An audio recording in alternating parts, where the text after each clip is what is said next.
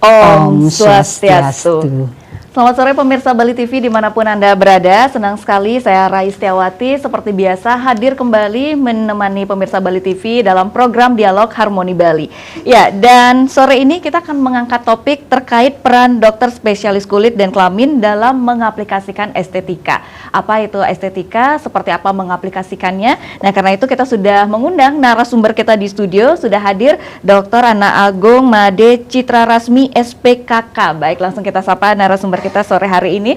Om Swastiastu Bu Dokter. Selamat sore. Baik, Om Swastiastu. selamat sore Bu Dokter. Selamat Terima sore kasih sekali sudah hadir. pemirsa Bali Iya. TV semua. Baik, terima kasih dokter sudah hadir di studio Bali TV sore hari ini. Jadi sore hari ini seperti yang sudah saya sampaikan di awal, kita akan membahas terkait peran dokter spesialis kulit dan kelamin dalam mengaplikasikan estetika. Iya, ini topiknya menarik sekali dok. Jadi sebelum kita lebih lanjut lagi untuk membahasnya, mungkin bisa dijabarkan terlebih dahulu dok terkait apa itu estetika, maksud dari topik kita untuk sore hari ini. Silakan Bu Dokter. Terima kasih.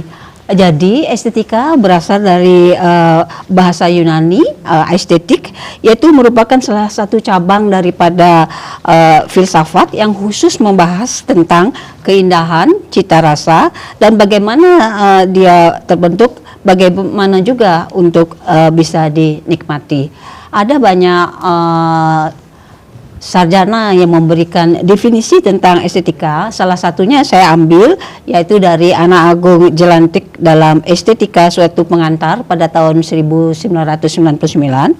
Jadi estetika adalah suatu kajian ilmu yang mempelajari tentang segala sesuatu yang berkaitan dengan keindahan, mempelajari semua aspek yang ada di dalamnya. Jadi definisi secara umum, estetika adalah cabang filsafat yang membahas mengenai keindahan yang indah yang terdapat pada alam dan seni. Saya kira seperti itu. Baik, nah jadi ini semuanya memang sudah terangkum ya dok ya terkait dari estetika itu dan apa hubungannya tentang di dunia medis ini sendiri. Nah dok, mungkin singkat saja sebelum kita break sebentar, untuk manfaat estetika ini seperti apa dok? Jadi estetika artian karena tercantum di dalamnya untuk keindahan, tentu indah sering sekali ditafsirkan ke wanita, ke kecantikan, sehingga sangat menarik dan banyak orang tertarik untuk melakukan atau mengerjakan terkait dengan kecantikan. Tetapi jangan lupa semua itu ada aturannya. Baik, jadi tidak boleh sembarangan ya dok ya. Iya, betul. Jadi dan nanti kita juga akan bahas terkait beberapa aturan-aturannya ya dok ya, seperti yang dokter sampaikan tadi, yang kita melihat dari estetika itu banyak yang mendefinisikan mengenai tentang kecantikan saja, padahal lebih dari itu ya dok. Betul. Iya, baik, nanti kita akan bahas kembali ya dokter ya di segmen kedua, ketiga, dan di segmen terakhir. Iya, dan pemirsa Bali TV, bagi Anda juga pemirsa Bali TV yang tentunya nanti ingin mengetahui lebih lengkap dan lebih jelas terkait dari topik kita kali ini, peran dokter spesialis kulit dan kelamin dalam mengaplikasikan estetika. Karena setuju sekali apa yang disampaikan oleh dokter, cantik itu tentunya ada aturan-aturan tersendirinya. Jangan sampai nanti karena tergoda ingin cantik salah ya dok ya menggunakannya. Iya. Baik, tapi pemirsa Bali TV kita akan jeda terlebih dahulu.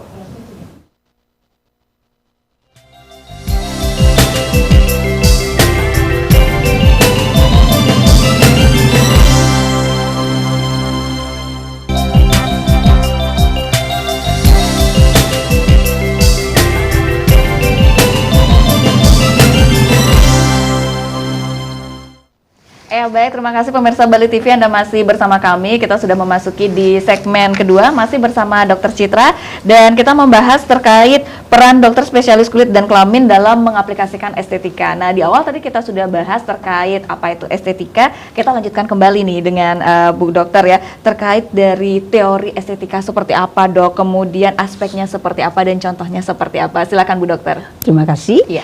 Selamat sore. Jadi teori estetika itu secara garis besar dibagi menjadi 3, yaitu teori estetika formil, di mana berhubungan dengan seni-seni klasik, pemikiran klasik. Yang kedua, teori estetika ekspresionis, yaitu mengungkapkan bahwa keindahan tidak selalu terjemah dari sebuah bentuk, namun berasal dari maksud dan tujuan dari ekspresi objek tersebut. Yang ketiga, teori estetika psikologis. Jadi ada pengaruh psikologis dari yang ikut dalam estetika itu. Sedangkan aspek estetika ada 3, yaitu absolutisme, anarki, dan relativisme. Apa manfaat daripada estetika? Yaitu 1, mendalami pemaknaan tentang rasa indah, terutama dalam sebuah kesenian. Yang kedua, memperluas pengetahuan dan penyempurnaan pemaknaan terkait unsur yang objektif. Yang ketiga, dapat memperluas pengetahuan dan penyempurnaan dalam pemaknaan unsur subjektif. Yang keempat, memperkuat rasa cinta pada kesenian dan juga kebudayaan.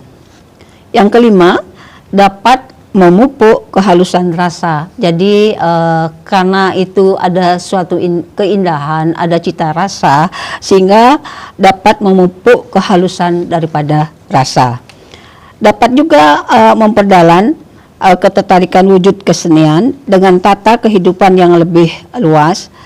Yang ketujuh, menguatkan kemampuan nilai karya seni secara tidak langsung dalam mengapresiasi. Yang ke-8, yaitu meningkatkan kewaspadaan pada pengaruh-pengaruh negatif yang merusak mutu ataupun kualitas daripada kesenian. 9, yaitu memperkokoh masyarakat dalam meyakini kesusilaan, moralitas, kemanusiaan.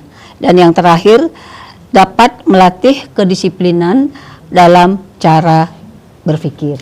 Iya, baik. Nah, jadi itu dia dari poin-poin beberapa terkait dari teori estetika itu sendiri, aspeknya seperti apa dan contohnya juga seperti apa ya Bu Dokter ya. Nah, kalau dari keseharian ataupun rutinitas nih Dok, untuk dari ruang lingkup pekerjaan dokter spesialis kulit dan kelamin ini seperti apa saja Dok?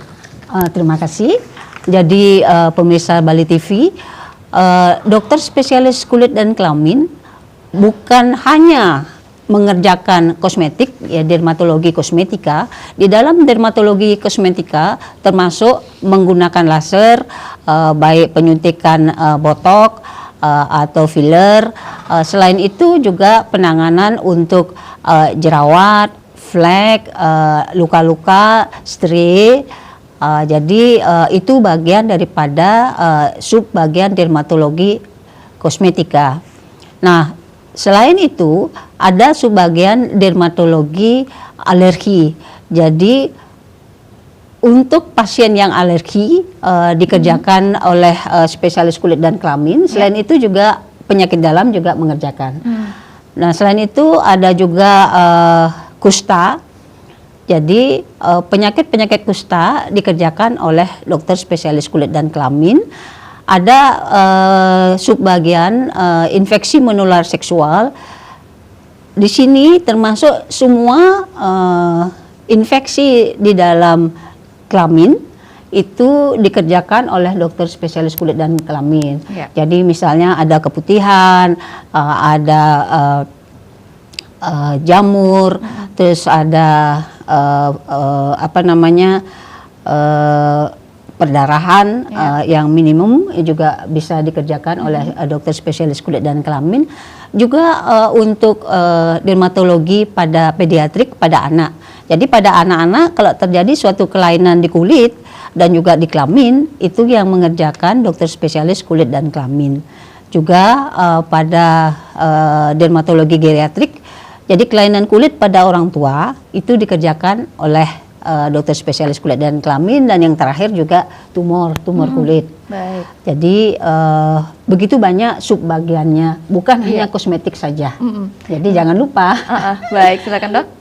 Jadi tetapi para pemirsa harus mengetahui yang tepat kemana harus berobat supaya bisa menyelesaikan masalahnya.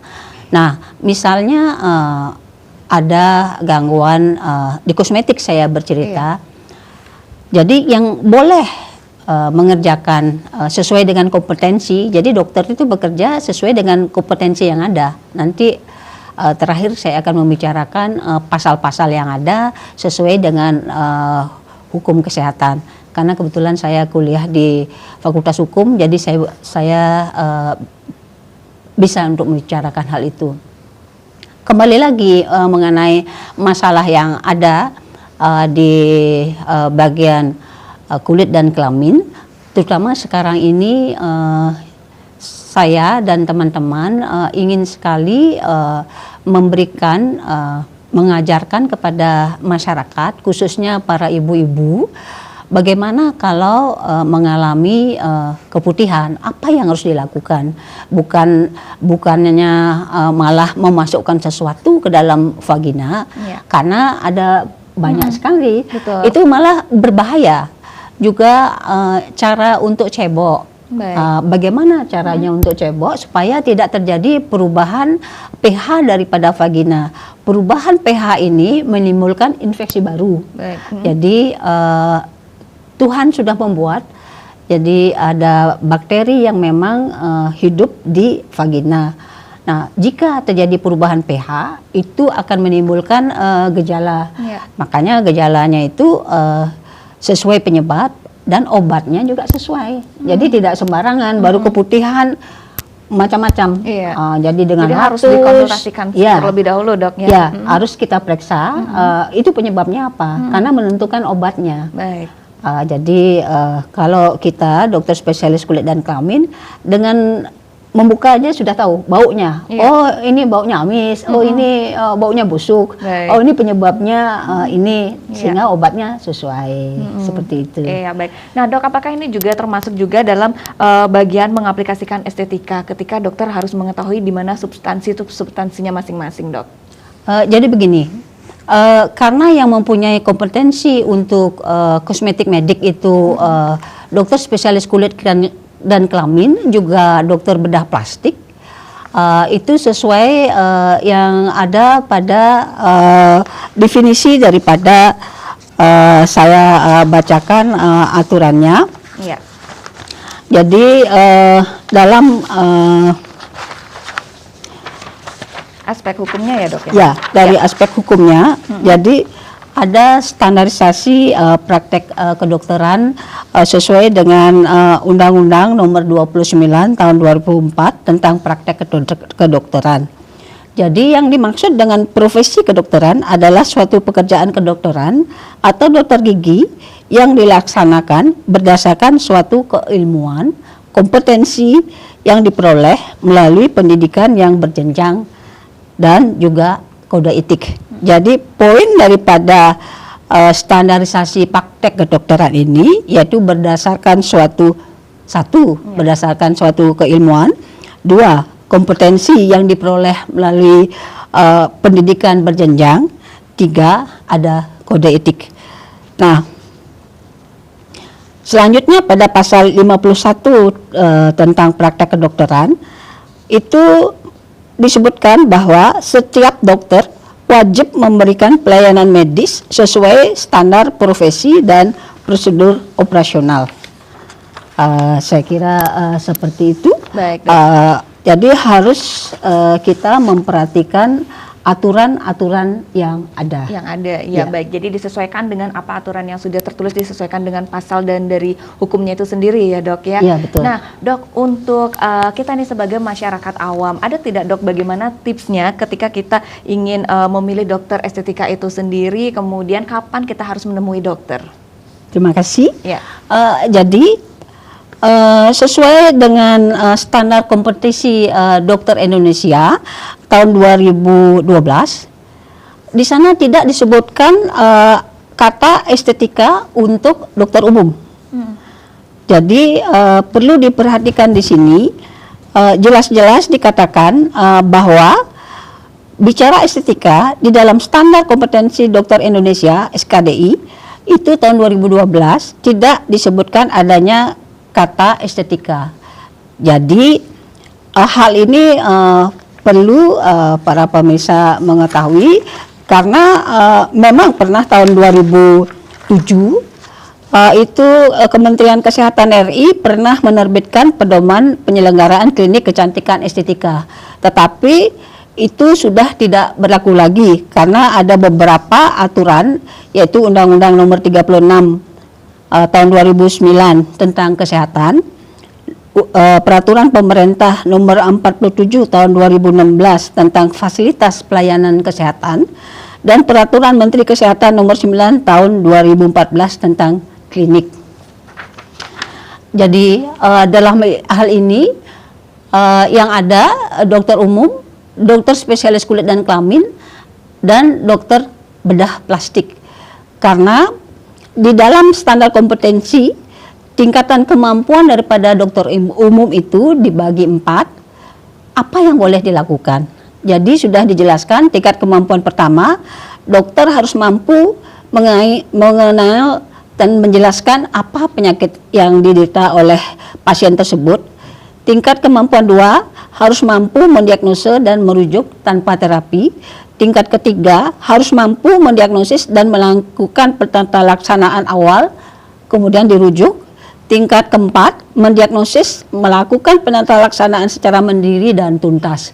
Ini kriteria untuk dokter umum yang sudah diperluas lagi tambahan beberapa penyakit yang harus bisa diperiksa, diobati oleh dokter umum. Misalnya kalau di kelainan yang terjadi di kulit, untuk dokter umum sudah ditambahkan boleh untuk akne vulgaris yang ringan, jadi jerawat yang ringan, hidradenitis suppuratif, jadi ada infeksi di ketiak, sudah itu dermatitis perioral, yaitu ada dermatitis di sekitar mulut, dan miliaria, jadi keringat buntet. Nah itu dokter umum boleh melakukan ini, tetapi jika jerawatnya sedang atau berat, dokter umum harus mengirim, merujuk ke dokter spesialis kulit dan kelamin. Jadi saya tekankan kembali bahwa di dalam standar kompetensi dokter Indonesia SKDI tahun 2012 tidak disebutkan adanya estetika. Jadi estetika yang boleh mengerjakan ya dokter spesialis kulit kelamin dan dokter bedah plastik yang boleh mengerjakan. Tentu bidangnya berbeda ya. Baik. Nah, jadi itu untuk penjelasannya untuk pemirsa Bali TV, karena biasanya mungkin kita agak keliru dan bingung ya, Dok ya. Kalau sekarang kan sudah semakin lebih jelas lagi bagaimana untuk membagi setiap definisi-definisinya itu supaya tahu kapan seharusnya berobat dan kapan harus kemana ya, Dok ya. Betul. Iya, Dok, kalau tantangan sejauh ini biasanya untuk menghadapi pasien seperti apa saja, Dok, biasanya? Jadi biasanya yang kita terima dari sebagai seorang spesialis, justru kalau kasusnya sudah berat, baru datang ke kita. Karena mereka sudah keliling kemana-mana, sudah mencoba kemana-mana, tetapi kita harus dengan sabar menyelesaikan, mengobati pasiennya ini. Baik, jadi berarti kalau boleh diambil kesimpulan, banyak yang mungkin mendiamkan ketika baru gejala ya, Dok ya, apa mungkin kurang paham ketika baru ada gejala dan baru merasakan ketika penyakitnya sudah mulai naik nih, Dok. Jadi umumnya masyarakat, apalagi sekarang ini berita-berita sangat gampang didapat di internet, mereka mencoba. Mencoba-coba. Setelah gagal kemana-mana, baru terakhir. Saya dapat beberapa pasien yang sudah puluhan tahun. Jadi memang kasusnya kasus sulit. Tentu penanganannya penanganan khusus. Memang dokter spesialis kulit dan kelamin yang ahli di situ. Jadi tidak menyalahkan pasien karena mereka mencoba. Mungkin dengan apa yang dipromosikan mereka coba, begitu gagal baru mereka ke dokter spesialis. Baik ya, jadi memang seperti itu ya, Dok ya, kalau untuk nyatanya di masyarakat ya. Baik, Dok, kita akan jeda terlebih dahulu. Pemirsa Bali TV, tetaplah bersama kami, kita akan segera kembali setelah jeda iklan berikut ini.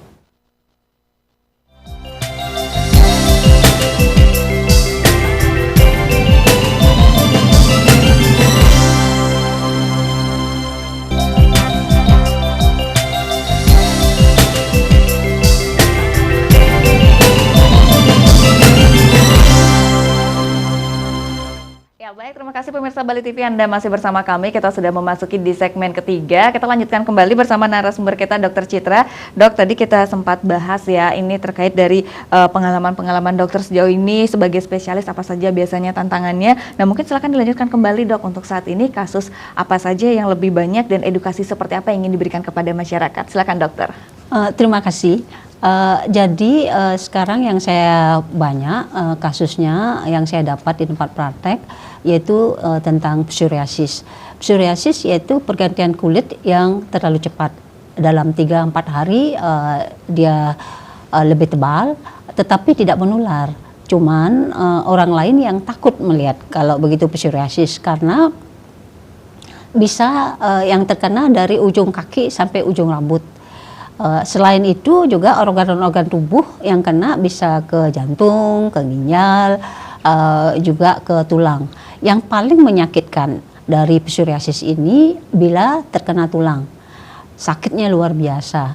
Tetapi dengan kemajuan teknologi, obat-obat pun berkembang dan sudah bagus sekali. Hanya biayanya yang mahal. Tetapi obatnya sudah bagus karena sudah masuk ke biologi molekuler, sudah masuk ke interleukin. Jadi untuk kita sangat senang kalau pasiennya mampu untuk membeli obat itu. Nah, permasalahannya suka di situ karena kebanyakan karena walaupun ada BPJS untuk obat-obat ini tidak semuanya ada. Kalau misalnya sudah mengenai tulang, lebih sulit mengulang untuk pengobatannya. Kalau saya melihat seperti itu yang banyak sekarang, sedangkan yang lainnya untuk infeksi menular seksual itu keputihan atau flor albus banyak, sehingga saya suka menyarankan untuk ibu-ibu memberitahukan bagaimana cara cebok yang benar. Jadi cara cebok yang benar dari depan ke belakang.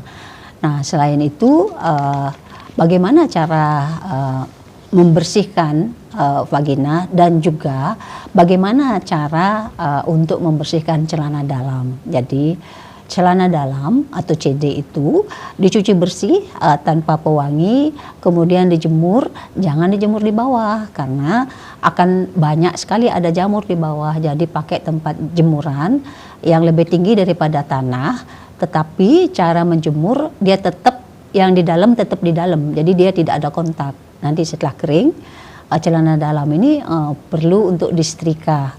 Kemudian disimpan yang baik supaya tidak ada kena debu rumah. Karena debu rumah itu ada kutunya, mite. Jadi bisa menimbulkan itu gatal, merah-merah, bisa terjadi.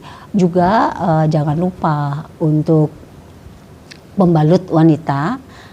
Jangan menaruh sembarangan tempat. Jadi perlu dibungkus rapi, kemudian disimpan, ditutup seperti itu supaya tidak kena debu rumah. Jadi debu itu berbeda. Debu rumah sama debu di luar berbeda. Kalau debu luar tidak ada kutu, tidak ada mite. Paling kalau orang ada stigmata atopi, alergi, dia bersin-bersin. Tetapi kalau di rumah beda karena ada kutu, reaksinya bisa berbeda. Seperti itu, jadi gatal keluhannya. Nah, secara umum seperti itu. Yang saya jelaskan mengenai infeksi menular seksual untuk flor albus keputihan ini, jika sudah mengenai serviks, jadi masuk lebih dalam, itu yang mengerjakan dokter spesialis kandungan ginekologi yang mengerjakan. Jadi bukan dari SPKK lagi. Jadi kita konsultasikan ke SPOG yang mengerjakan seperti itu. Dok, kalau untuk rentan usia biasanya yang lebih cenderung cepat terkena masalah kulit dan sebagainya itu atau yang berhubungan dengan penyakit kulit dan kelamin biasanya rata-rata usia berapa, Dok? Samakah rata semuanya atau ada beberapa rentan usia yang paling sering? Terima kasih. Jadi begini, untuk penyakit kelamin, infeksi menular seksual itu sering terkait dengan mulainya melakukan hubungan seksual. Banyaknya jumlahnya yang diajak kontak. Jadi makin banyak diajak kontak, ganti-ganti pasangan, itu akan mempengaruhi terjadinya CR cervix lebih tinggi. Karena kan macam-macam. Jadi oleh karena itu jika melakukan hubungan seksual tidak dengan partner, pakailah kondom. Nah, itu yang aman. Selain mencegah penularan dari HIV/AIDS, seperti itu juga untuk penyakit kelamin lainnya. Baik dok. Nah untuk sejauh ini untuk yang dari beberapa penyakit kulit nih dok, yang mungkin yang mudah terlihat ya, ataupun mungkin ada beberapa penyakit-penyakit yang berhubungan dengan penyakit genetik, ini bagaimana untuk penanganannya ataupun pencegahannya dok biasanya? Jadi kalau penyakit kulit yang terkait dengan genetik, nah sekarang ada pemeriksaannya. Jadi ada perusahaan yang bisa mendeteksi itu dari pemeriksaannya itu, tapi memang lumayan mahal ya. Nanti akan dibacakan gennya bagaimana, sudah itu kemungkinan dia menderita penyakit bagaimana, seperti itu. Nah mungkin saya tadi belum menjelaskan bagaimana peranan bidan dan perawat. Iya, betul. Silakan dok. Ya, jadi bidan dan perawat merupakan bagian dari partner kerja di bidang kesehatan, tetapi apakah boleh dia melakukan tindakan? Nah, kalau bidan disebutkan dalam ada pasalnya. Jadi termasuk tenaga kesehatan. Jadi bidan itu menurut pasal 65 ayat 1 Undang-Undang Tenaga Kesehatan, bidan boleh melakukan penyuntikan, tapi penyuntikannya yang terkait dengan reproduksi, kecuali dapat pelimpahan wewenang. Nah, kalau ada pelimpahan wewenang, bidan boleh menyuntik yang lain di luar untuk reproduksi, penyuntikan reproduksi. Sedangkan untuk perawat itu harus mendapat pelimpahan wewenang dari dokter spesialis atau dokter gigi, baru boleh melakukan tindakan penyuntikan atau memberikan obat. Jadi aturannya seperti itu. Di lapangan tidak seperti itu, mereka lakukan.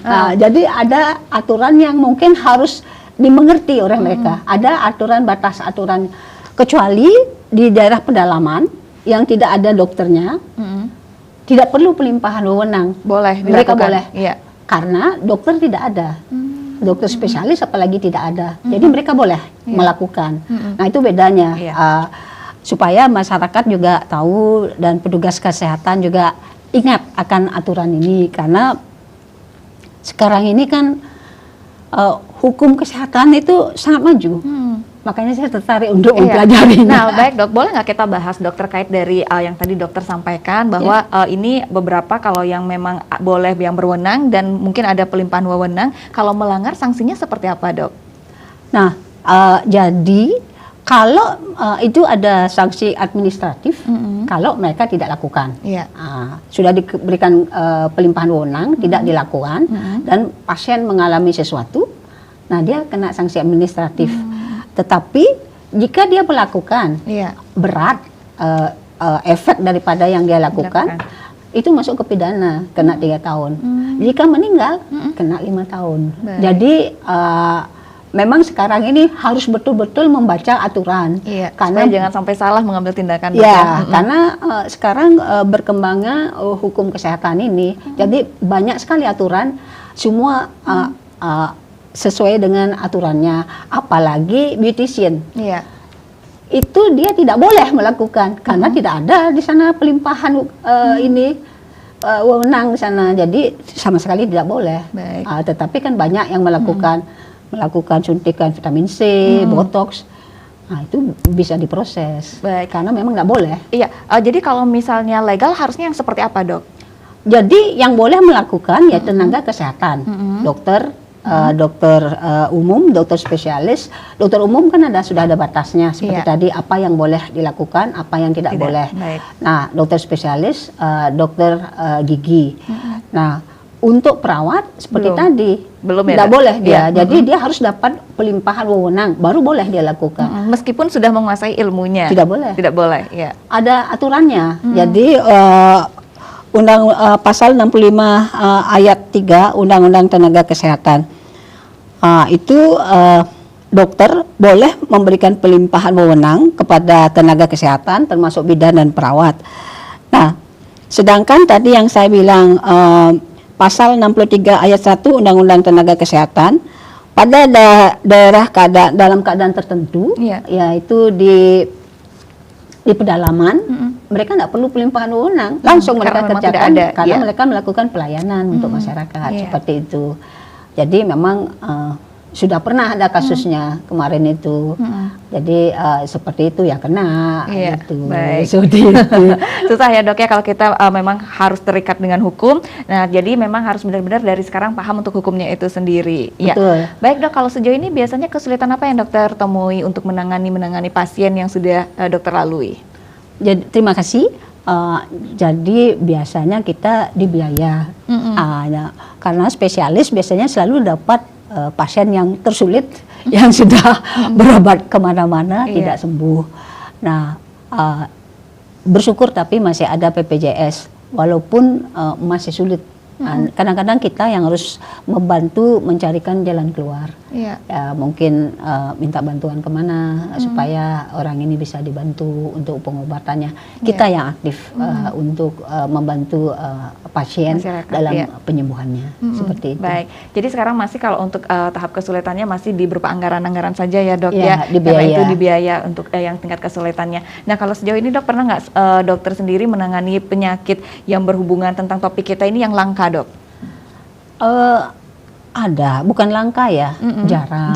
Kayak morphea jarang, itu penanganannya khusus.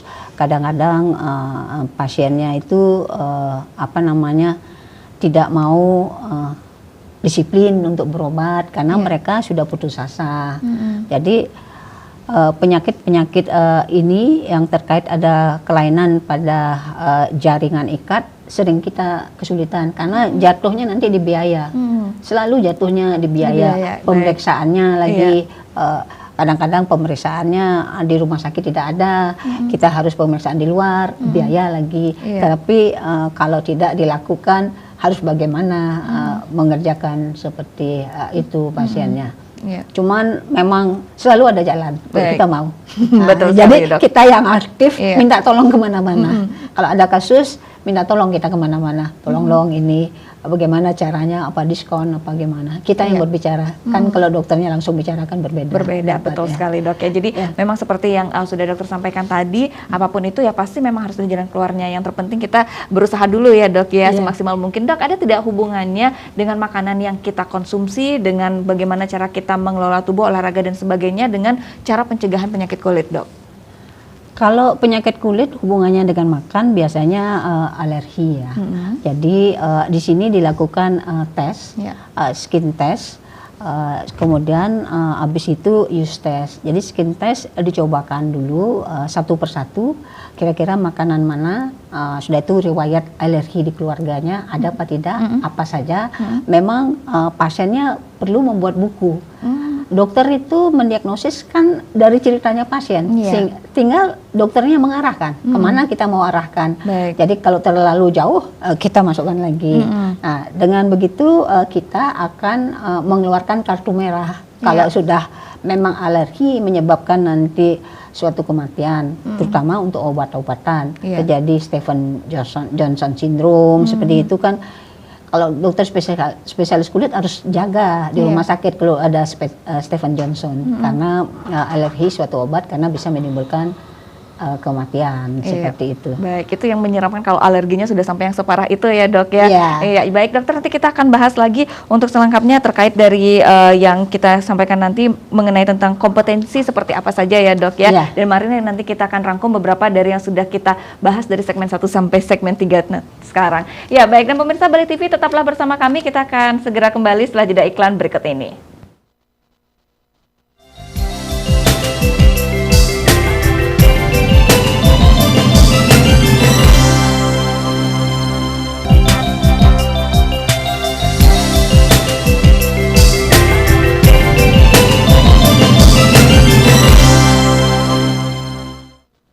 Ya, baik, terima kasih pemirsa Bali TV, Anda masih bersama kami dan kita sudah memasuki di segmen terakhir, di sesi yang terakhir. Ya, jadi dari tadi kita sudah bahas dari awal mengenai tentang pengenalan estetika itu seperti apa ya dok ya, dan beberapa tadi kita sudah bahas. Nah dok, sekarang dokter dalam bekerja ini kan memang harus sesuai dengan kompetensinya masing-masing.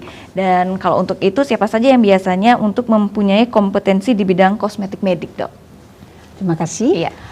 Jadi saya bisa jelaskan kembali seperti yang saya utarakan dari tadi.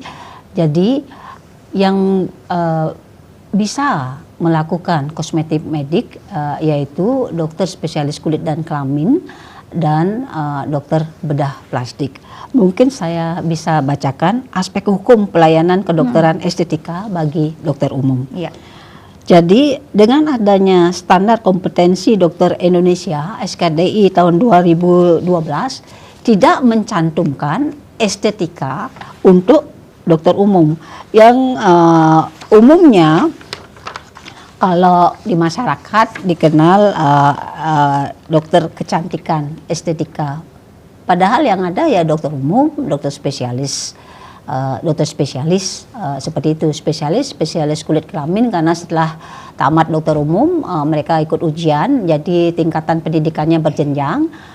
Kemudian ada dokter spesialis bedah plastik, dokter bedah umum ada. Dokter bedah umum saja tidak boleh melakukan suatu tindakan implan seperti itu karena yang punya kompetensinya yaitu dokter spesialis bedah plastik. Jadi saya bacakan kembali. Jadi adanya kedokteran kecantikan yang menggunakan alat-alat instrumen alat kesehatan baik yang invasif ataupun non invasif. Nah, sebenarnya karena adanya standar kompetensi dokter Indonesia SKDI ini estetika tidak dimasukkan ke dalam apa yang boleh dikerjakan dokter umum, mungkin harus diperhatikan hal ini. Kembali saya bacakan yaitu Undang-Undang Nomor 29 Tahun 2004 mengenai standarisasi praktek kedokteran. Nah, di sini ada 3 poin yang penting, harus berdasarkan suatu keilmuan. Yang kedua, ada kompetensi yang diperoleh melalui pendidikan berjenjang. Bukan hanya kursus. Kalau dokter umum kursus bukan kompetensi namanya, itu kursus. Karena pendidikan berjenjang dapat sertifikasi, dapat titel SPKK, sekarang juga disebut SPDV, itu dalam bahasa Inggris yaitu dokter spesialis dermatovenerologi, sama aja dokter spesialis penyakit kulit dan kelamin. Jadi supaya memudahkan kalau kita keluar negeri dikenal SPDV. Kalau SPKK mereka bertanya lagi apa itu SPKK, seperti itu. Yang ketiga yaitu kode etik. Jadi kita masing-masing mempunyai majelis untuk kode etik. Jadi yang saya harapkan dengan adanya perkembangan ilmu hukum kesehatan yang begitu majunya, memang kita harus semuanya berhati-hati, memperhatikan. Karena ada tuntutan hukum di belakangnya. Yang paling repot kan ada tuntutan pidananya, seperti itu ya. Jadi itu yang harus diperhatikan, baik bidan, baik perawat harus mengerti di mana posisi mereka. Jangan sampai ingin menolong tetapi malah menjerumuskan diri sendiri ya dok. Betul. Ya. Karena masyarakat sekarang juga pinter. Jadi masyarakatnya sudah pinter. Banyak yang sudah melek hukum dok. Ya betul. Jadi mereka sudah banyak membaca di internet. Jadi gampang sekali aturan-aturan mereka tahu tuntutannya bagaimana, seperti itu, dan tuntutan tidak pernah kecil. Baik, nah itu yang tentunya harus diwaspadai dok, karena waktu kita sudah tidak banyak lagi dok. Ini bagaimana untuk harapan selanjutnya dok untuk pemirsa Bali TV dari apa yang sudah dokter sampaikan sore ini? Terima kasih, selamat sore pemirsa Bali TV. Jadi seperti saya jelaskan di awal, pertama bagi petugas kesehatan perhatikan aturan-aturan yang ada, perkembangan aturan-aturan yang ada. Jadi dengan demikian kita bekerja menolong orang, tetapi kita tetap selamat karena berada dalam aturan. Yang kedua, masyarakat juga seperti itu, harus pintar-pintar memilih, jangan melihat promosi yang sekarang yang lagi memasukkan sesuatu kristal di vagina. Itu berbahaya, sangat berbahaya. jadi benda asing karena vagina itu bukan tong sampah. Jadi dia harus dirawat, dibersihkan seperti itu. Dengan mengetahui beberapa penjelasan tadi walaupun sangat singkat, semoga bermanfaat untuk kita semua. Iya, baik. Terima kasih sekali Dokter Citra, ini luar biasa sekali karena tentunya ini bisa kembali mengedukasi kita sebagai masyarakat awam ya Dok ya, supaya lebih paham lagi terutama tadi beberapa aturan-aturan hukum yang sudah Dokter sampaikan tadi, kesehatan dan juga hukumnya juga ya Dok ya. Terima kasih sekali Dokter Citra dan pemirsa Bali TV, demikianlah dialog kita sore hari ini. Terima kasih sudah menyaksikan program kami. Akhir kata saya Rai Setiawati beserta seluruh kru kerabat kerja Bali TV mohon pamit undur diri. Sampai jumpa. Om Santi Santi Santi Om. Suksma.